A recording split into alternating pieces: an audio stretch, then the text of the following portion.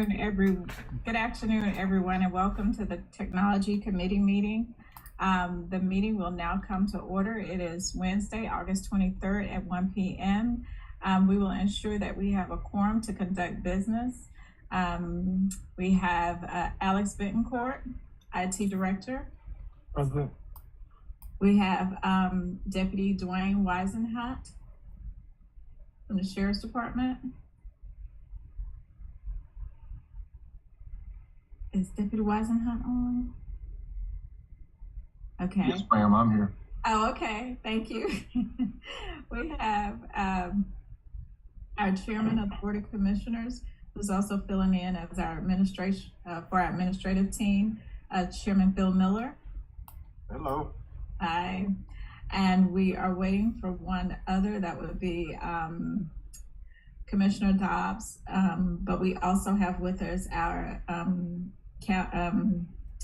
Assistant County Administrator, Tiffany Stewart Stanley.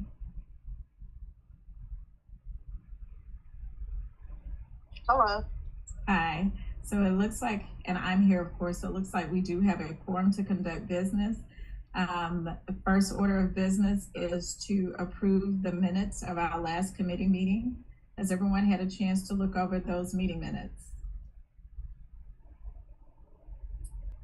Are there any corrections, updates, or deletions for those meeting minutes? Being none, we will, by motion of common consent, accept the minutes as presented. Our next business item, well, I'll turn it over to you, Director Bittencourt, to carry us through the agenda. Good afternoon, everyone. So the next item on the list, the agenda, is any commissioner business?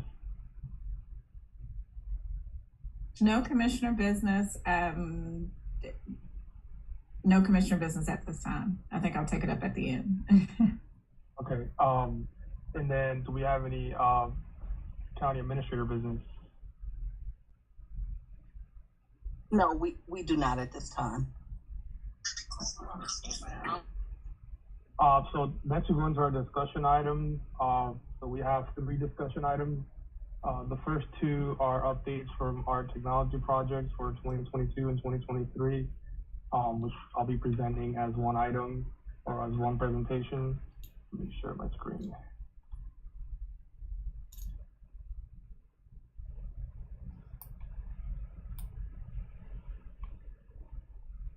Everybody see that? Yes. Okay, so we're gonna start off with our completed project. And if you have any questions throughout this, just go ahead and ask as we go through these projects. So the first completed project that we have is we installed security cameras at the tax annex, the fire admin building, and the landfill. The tax annex needed a much needed upgrade and additional cameras, specifically in areas where money and transactions are being handled. We needed something with better resolution so we can have more detail about the transactions that happen in those areas, and also in the parking lot. In the fire admin building, we installed some cameras in an area where certain medications are kept that have to be under supervision. Those cameras that we installed there are facial tracking, 4K high resolution cameras. They're cloud-based, so we don't have to worry about storage and space. And they allow the fire administration side to be able to monitor that location and keep it secure, and keep all that stuff that's in there secure. On the landfill, we originally had 9 cameras at the landfill with an old system that used like CCTV cameras that we see in gas stations. So we took all those out and we installed 12 cameras at that location, all throughout the landfill as it was identified by their director.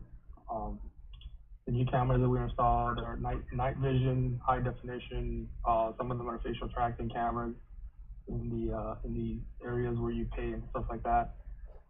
These are also cloud-based cameras, so all the video is stored on the cloud, so it's not dependent on hardware that can go bad because of the temperature, in that area, or because of lightning strikes or whatnot. There are also cameras that can be monitored remotely, so the director assigns who he on his team can monitor those cameras. There's any incident at any time, that video can be turned over to the sheriff's office. It's been a good help for them lately. Going forward, we also did a data storage upgrade on our data center. As we continue moving forward with upgrading our infrastructure, last year we pretty much ran out of space. We were at 95% capacity. A lot of that space is taken up by high definition video from the evidence in the district attorney's office and the court. And it's also because of the retention policy that we have to maintain on the video evidence that our data storage gets filled up. So we made a significant investment, and we got another storage system, another SAN. If current trends stay the same, this should hold us over for the next 4 to 5 years. At that time, most of that equipment would be end of life. Either way, so we would have to look at another upgrade. And continuing, when you upgrade data storage, you also have to upgrade your backup and disaster recovery capacity. We installed 2 new units, and we upgraded our offsite capacity. We have a 3-tier system. Without getting too much detail into it, we have a 2 on-site backup system, and then we have an on-cloud offsite retention. So the way it works is that we can restore individual files locally. We can also bring up servers that might have gone down locally, and during a catastrophe or security incident, we can also bring up those servers remotely offsite. So we have that 3-tier system in place, and we had to upgrade the capacity on it every time we upgrade the data usage in our system. Got you. Director Bettencourt, the on-prem servers, are they in separate locations or are they both together? No, everything is inside our data center in the courthouse. Okay. Talk to me offline about that. Yes. Okay. And then continuing on, last year we upgraded the backup AC unit for our data center. We installed a new mini split because our main unit was already failing. And then this year our main unit failed, so we replaced that as well.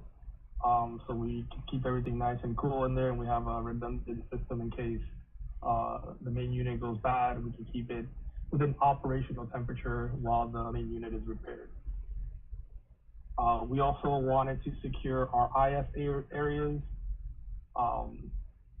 Traditionally, the courthouse had to use a keypad system to access the IT areas, specifically our data centers. That was not the most secure way to do that. And because of CJIS regulations and what we're responsible to maintain the physical and digital security of that area, we installed access card systems. It's the same access card systems that we have at the courthouse, so it's monitored by the sheriff's department.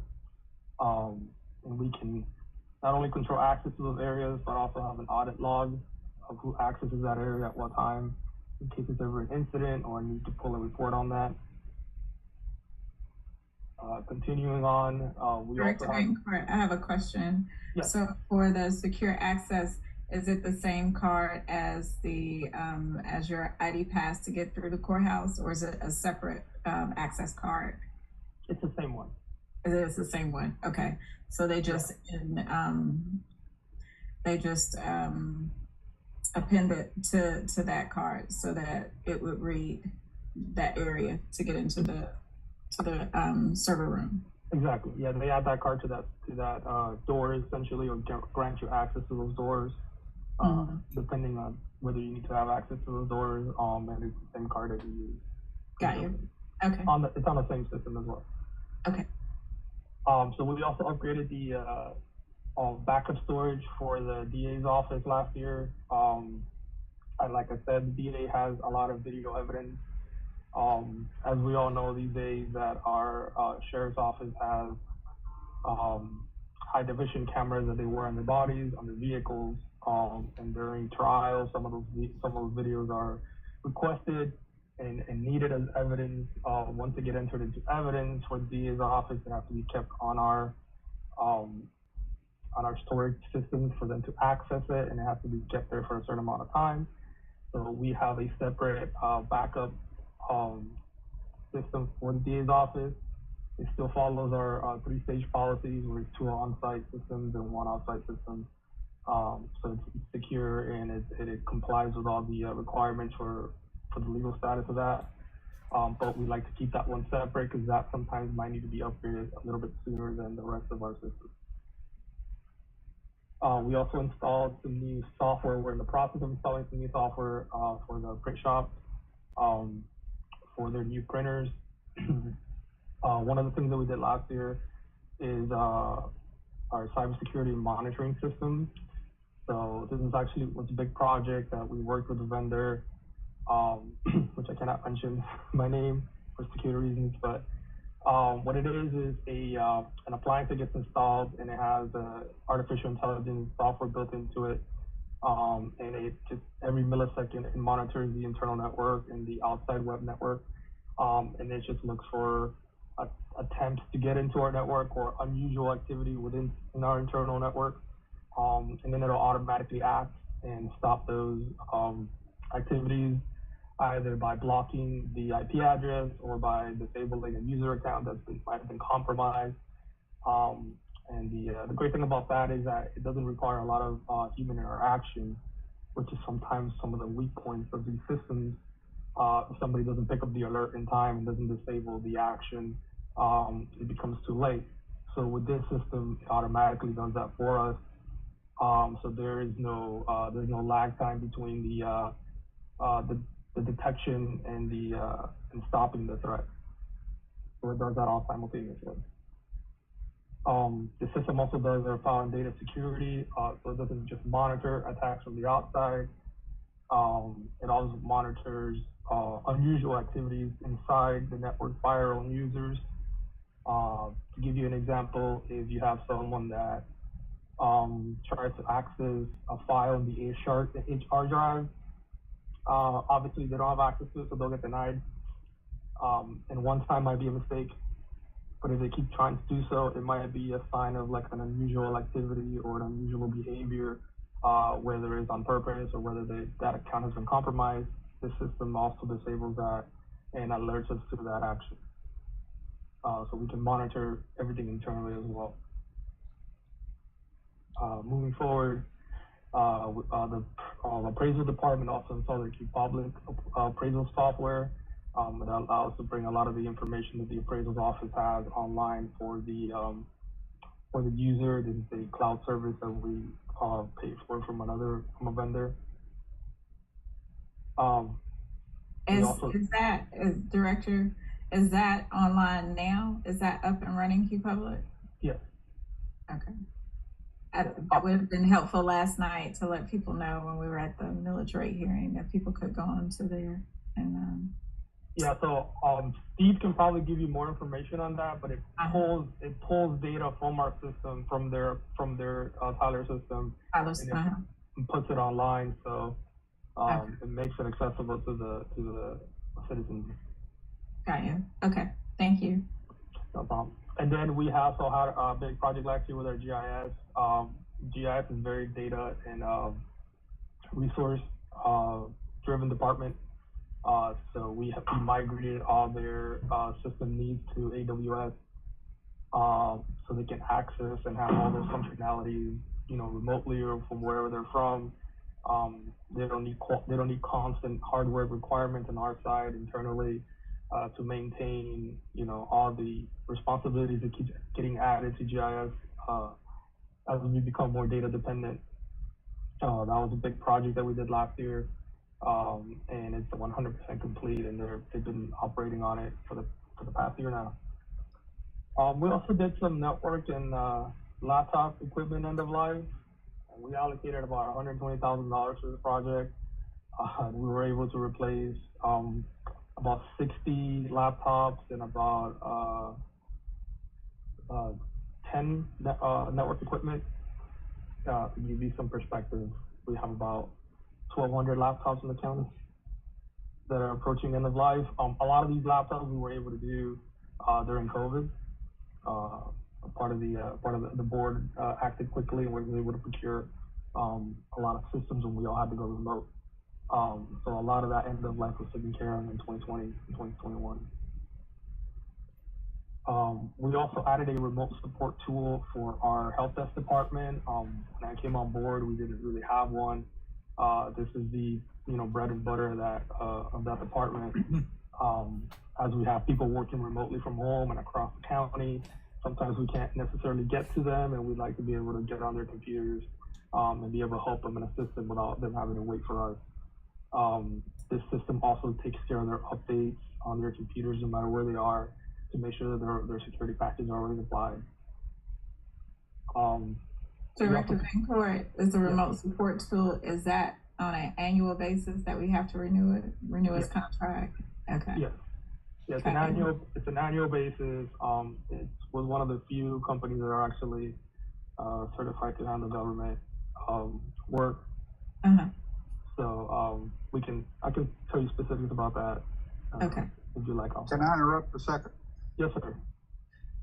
You said we have 1,200 laptops, About 1,200 devices, yeah, across the county.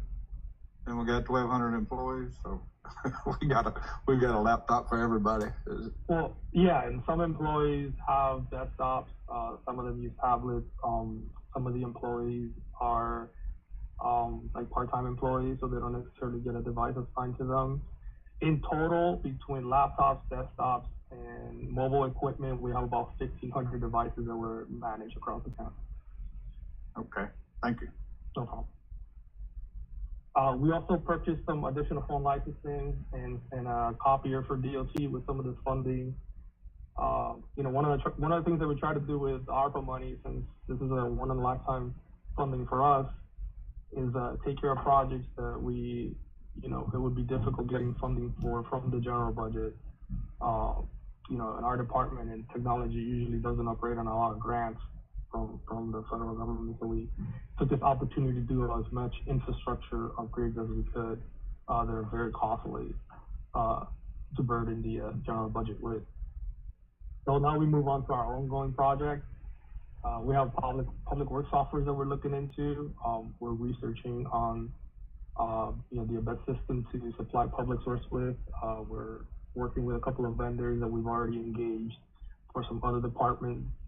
So we're doing research on that. We have a Wi-Fi network upgrade for the sheriff's office. And I was recently informed by Director Ross that has been completed over there. So that's great. We did the same, as you remember, back in 2021. We upgraded all the Wi-Fi in the courthouse and the rest of the buildings in the county. One of the big projects we're also working on is an AV upgrade for State of Superior Court. This has been ongoing since last year. So Superior Court has 2 courtrooms. All the audio visual equipment for all the courtrooms are antiquated beyond belief. So we've started with the Superior Court's office. We're about 90% complete on that. Because of COVID and because of the supply chain issues, we've had a lot of difficulties for our vendors to get the proper equipment, because everybody now is going hybrid and remote. So everybody's buying the same, systems for video conferencing and audio and visual. So it was very difficult to get some of that equipment. We're still waiting on it. There's also some last minute configurations that we did in the courtrooms. Once it's complete, Superior Court will be a complete strip out and replace of all their systems, new microphones, new TVs, new cameras. They'll be able to do virtual court. They'll be able to have virtual juries and all that stuff in their courtrooms. Once that's complete this year, then we'll also start on the state court courtrooms, and that will probably be completed sometime second quarter next year, hopefully, depending on the timeline with equipment that we can have delivered. So we're looking forward to that. Another project we're working on is we're replacing the intercom systems at the senior services in Woody Fight. Their system is basically not working, and they need a capability to make announcements throughout the buildings and communicate with the visitors. So that's something that we added to the list of replacement in the county. We're working with the same vendor that does our audio visual for the courts to get that replaced. So that was something that was I know added, but it's also part of security as well, because there was anything that was going on that, you know, they needed to quickly inform the patrons of the AV system wasn't working so that they could do that. So I think that was really, really important project that we just had no clue about. So thank you for picking that up and adding it into the list. Absolutely, yeah, it's going to be a big help for that location. We also are working on a project with the DA's office for e-discovery software. It's a cloud-based software that they use to help with their e-discovery demands for that office. It's about 60% complete. And then, you know, the DA's office is very excited to get that to use. It's going to help them reduce their man hours and their, the taxing on their employees to go through all these e-discovery documents. I believe the software uses AI to help them sort through a lot of these documents and help them achieve what they're trying to do in these court cases. We're also working on a security camera project with the park. We're working on identifying a park that would benefit from more stringent security. We're looking into partnering. We've been partnering with Comcast to do a lot of our security cameras. Because they're a state vendor and they already have the infrastructure in place to place these cameras on site. One of the things that I'd like to do is put some of these cameras interior to the park, not just in the parking lot, not just license plate readers or anything like that, but also in the concession stands and the ball fields. So if we have any security incident, the sheriff's office can have video of what's going on. And then the park's office can also monitor these locations live when there's an event going on. Director Bettencourt, is that for all of the county parks, or is that just for the ones that Director Dukes has identified? So we budgeted around $30,000 for this project. I think that'll realistically get one park done. My goal is to make that park like a proof of concept for this deployment. So that we can, moving forward, we can use it as a template for the rest of our parks and the rest of our public locations. Okay, got you. And so this is different from the one that you have at Animal Control Services at the animal shelter. Okay. Correct. Okay, thank you. Another one of our big projects is we're adding our libraries to our county network. Traditionally, our libraries have been using the West Georgia Library system to get access to the internet and their phone systems. We wanted to bring the county libraries into our network, their administrative side, so they can be under our security umbrella. Because under the West Library system, we don't manage that security network. The library employees that use our systems and our computers weren't under our security umbrella or under our support. So for that part of the library, we are bringing all the libraries into our fiber network, which will increase their speed and capacity. They will be under our security umbrella, and also we can deploy our phone systems to the library so they can dispatch from the call center at the courthouse. They can dial to extension from the courthouse, and they can be part of our integrated systems inside the courthouse and our security network. Right now we're working with Comcast. As you know, all of our sites at the county, they're interconnected through dark fiber back to the courthouse. So we're working with Comcast to tap into their existing fiber, get the libraries connected back to the courthouse. I believe they've already done 2. We're just waiting on the last one.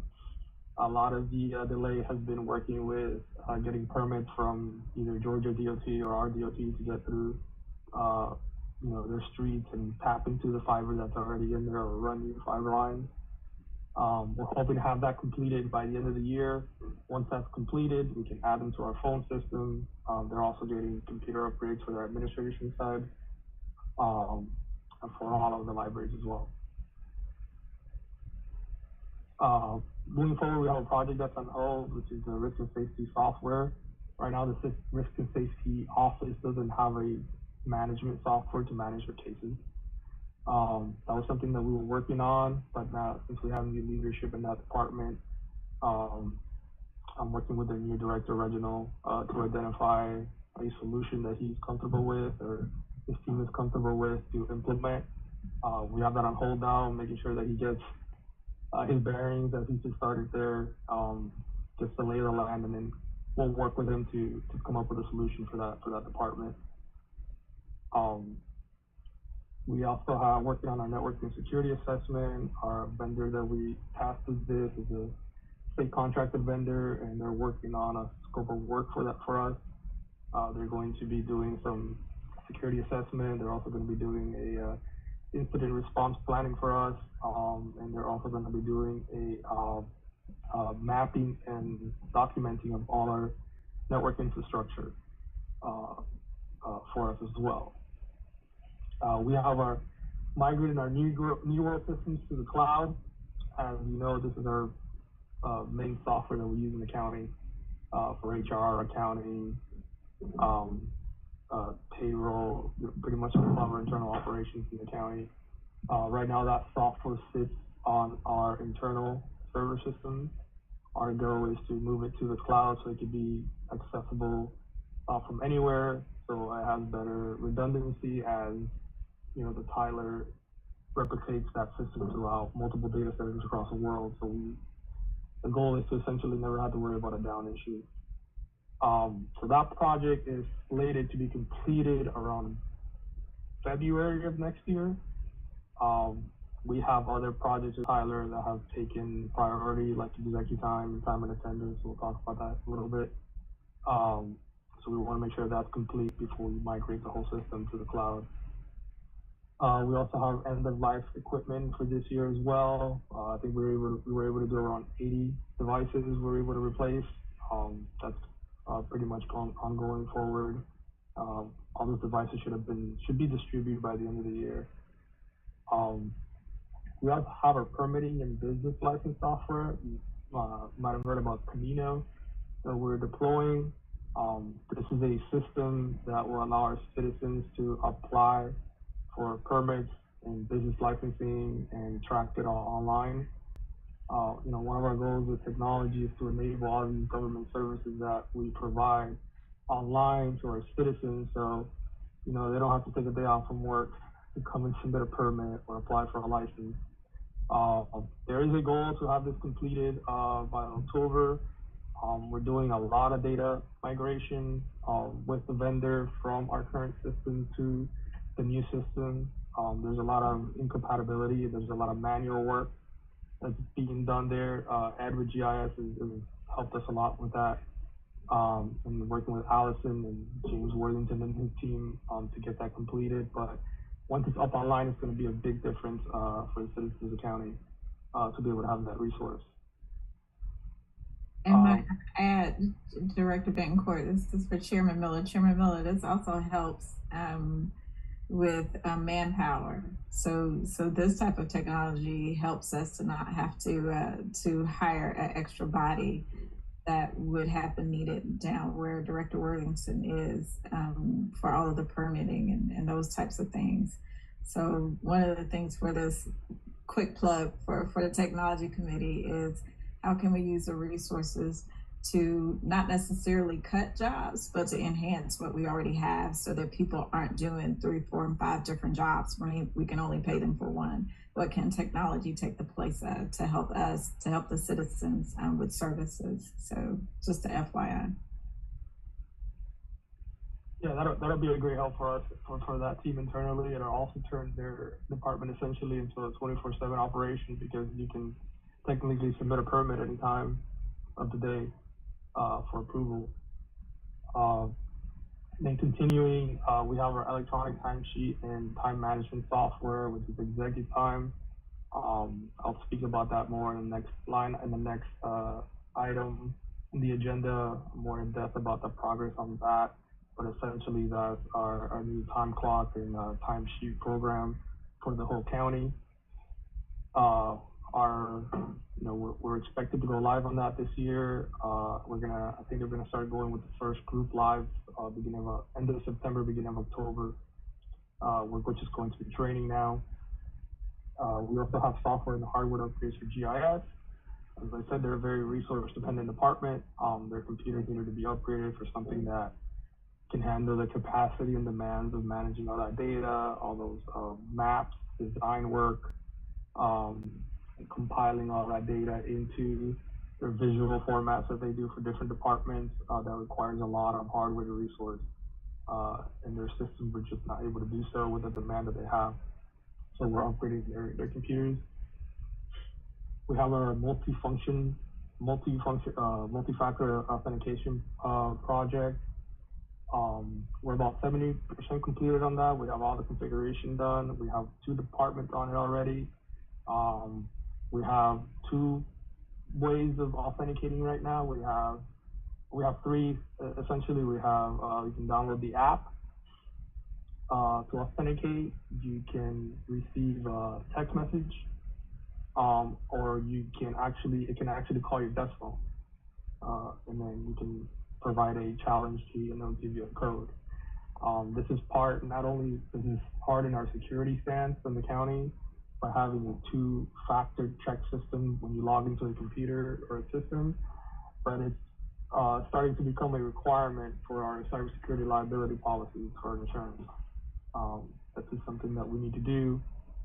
We're testing with these 2 departments, and once we have everything configured, we'll be rolling out training, and we're planning to roll it department by department, because it is something that you need to get used to for the users. So we want to make sure they're comfortable with it before we move forward 100%. As I spoke before, we're also adding a library to our phone systems once their internet is in place. We have the end of life cycles for our laptops as well. Like I said, we were able to get 80 laptops this year, so we're a little bit better than last year. Prices have gone down a little bit. We continue on our courtroom AV upgrades for state court. That should start sometime next month, once the Superior Court is 100% complete. We have a facilities management software that we've identified, and we're in the process of procuring. Not only would this manage our facilities, but it also manage our assets and inventory in the facilities. One of the goals that we have is that we're able to manage,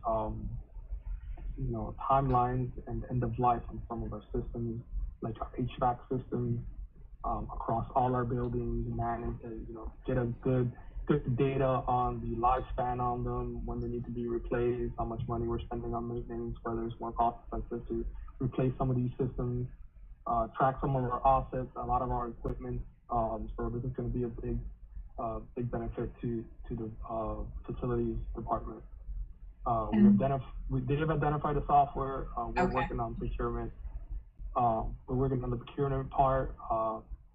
This is federal money, so there's a lot of red tape to cross to make sure we're doing everything correctly. We got multiple bids or multiple quotes on this software because the vendor is not a state contractor. So we're working with Jill and the procurement office to get that process. Question, and you may not know the answer to this, but since if you don't, I can get it from Director Worthington. But the facilities management software, did they include in that RFP whether or not we can attach contracts to that management software so we can track those types of things as well? I know we're tracking the asset, the dollar amount, the when the equipment was installed or when the building or whenever, but also the contractual part of that for the BOC. Well, from a technical perspective, this is 100% customizable, so we could add that feature. Okay. If they want to go that route, I don't know if that's one of the things that they're looking into. Probably is, but from a technical perspective, we could add that feature, or we could add an attachment within the software so you can open the contract with their like a PDF or something. Right, yeah, that And would they be can, helpful. and they can cross-reference, the facility to the support contract or whatnot. Right, that would be, I think, extremely helpful. Okay, Yeah, that could be done. So that's something we can work on. Another project that we're doing with security cameras is we're upgrading all cameras for all the libraries, and then we're adding some more in the parking lot and exterior areas. We're using the same cameras that we use on the landfills. They're high definition, cloud-based 4K cameras with night vision. This allows us to monitor, keep our areas secure, help our residents and our citizens feel safer when they come to our facilities, and also help law enforcement if they ever need to pull some video from that. We also have a SharePoint project that's kind of on the back burner. Ideally, we'd like to have all the department's files and data on a SharePoint site that can be accessed externally for our courthouse and our workers. And they can essentially have a full virtual remote work environment. This is something that we probably get started first quarter of next year with a SharePoint developer to get all this data, get all that stuff configured. Essentially, we'd like to have a SharePoint site for every department, and then also have a main SharePoint site for the county with forms and announcements and calendars and stuff like that. And then we also have, like I mentioned before, we're upgrading all the computers on the library side. We're upgrading the computers for the staff, which is different from the computers that the public uses. The computers the public uses are still managed by the West Georgia Library Systems. And then the computers that the staff use will be managed by the county. There'll be new systems that will be deploying to that area. We've deployed, I believe, about half of them already. We're really dependent and waiting on Comcast to finish their implementation of the fiber network so we can get them 100% up and running with these new upgrades. And that is it for completed and ongoing projects. If you have any questions. Yes, are there any questions from anyone on the Zoom call that we can answer for you? Comments, questions, criticisms? All right, Alex, you did well then. Okay, so nobody has any questions for you. Carry on. Set up your meetings at 1 o'clock on that one. So the next item that we have on the agenda is an update on time and attendance, which is their executive time program. And then just to give a background to the committee, right now we are managing our time for our employees manually. And we need a way to not only manage and track their time in a more secure and automated way, but also in a way that we can have audits and we can have tracking on our system. This is something that every organization has, not just for time clocks, but also to manage their workforce. Our biggest asset is our workforce, and we want to make sure that we can get good data. We can use the software to get good data on, departments that may be understaffed or departments that might be utilizing our time differently. So this is going to be a big help for the county. So we've had issued out questionnaires to every department. Like every other software, the software is 100% customizable, and each department operates a little bit different than the other departments. Some may be 24 hours, some may be 12-hour shifts, some might have part-time workers, some might use physical time clocks, some might want to use an application to clock in, some might want to set up a geo-fencing around the areas they allow their employees to clock in, to make sure they're clocking in when they're on a work site. So we sent out a questionnaire to all our departments and all our constitutional offices, and basically asking those types of questions so we can configure their profile in this software. We've received about almost all of the departments back with their questionnaire, and Tamara and her team have been really diligent and great about getting all this configuration done. Right now we're doing training with the HR department and the payroll department on that process. To process payroll. Next week, we're going to be doing the supervisor training. This is the training for the people that would have the capability of approving time when an employee submits their timesheet, it'll go to somebody in their department, whether it's the manager or an approver, that will look over their timesheet and make sure that, you know, all the time is correct. All the comp hours and all the sick time and all the vacation time has been allocated correctly. They would approve it, and then that would go to payroll. So we're gonna be having that training next week for the supervisors. The training for the overall users, for everybody in the county that will be using the software, will be somewhere around September 5th. Then they'll get training on whether the department uses a physical time clock, whether the department wants them to log in on their computers when they sit down, or whether they're going to be using the application, their mobile application, to log in. We have a lot of options depending on your workforce. If the workforce is static, or whether your workforce is remote or mobile, we have a system that could work with that. So we'll have that training on September 5th. Then we'll be testing on some of the departments that go live around September 12th. To see how the time clock process works, is we have to fine tune, some of the configurations for each department. Some of the training session schedule, as I mentioned, is August 29th through the 1 to 3 p.m. will be the supervisor training, and then again from 3 to 5 p.m. And then we'll have another training on August 31st from 8 to 10 a.m. for the supervisors, and then again in the afternoon from 3 to 5 p.m. We want to make sure we have enough time and enough chances for everybody that's a supervisor to get training on the software. And then September 5th, 10 a.m. to 12 p.m., we'll have the end user training, which is the employee training to use the clocking system. It'll be from 10 a.m. to 12 p.m., and then we'll have our training in the afternoon from 1 p.m. to 3 p.m. All this training is done through Zoom or Teams, so we don't really require people to have to come in and move around. And we can provide on-site training if they want to, but the training will be initially provided remotely, so make sure that you can attend wherever you're at.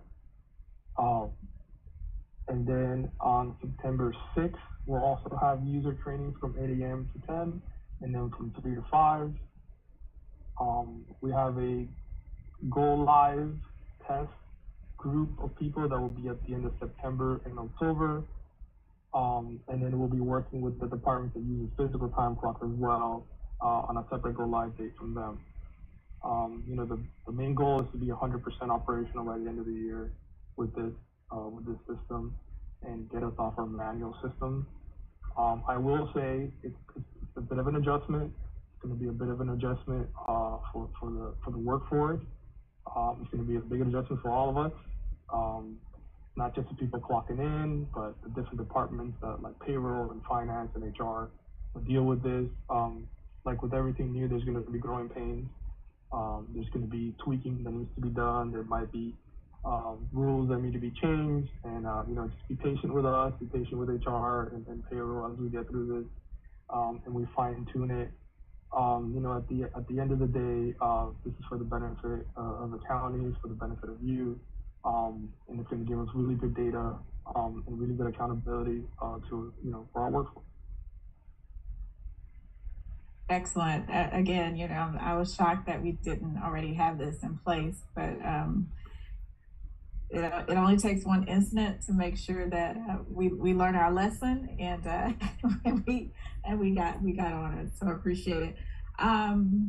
So in all of the projects that you mentioned, the ones that are completed, the ones that are ongoing, and I know you have them set up for quarterly accountability to kind of help us to understand where you are at any given time. How do you keep up with the management of all of the contracts, including any warranties, all of that, right? Because I see the software, we got it now for Director Worthington's department. We have software helping them, but how do you keep track of all of this? So that's a good question. Like for the past 2 years, we've started a lot of contracts because Right, The environment is moving to software as a service or vendors. exactly. Instead of you being the owner of these services and software, you're paying somebody, whether it's a 3-year or a 2-year or whatever contract. So we manage it a couple of ways. The initial contract has to be reviewed by legal and approved by the board. You know, Lisa keeps a copy of those contracts. We also keep a copy of our contracts. Our contract is attached, going to your second question about the warranty, into our ticketing system.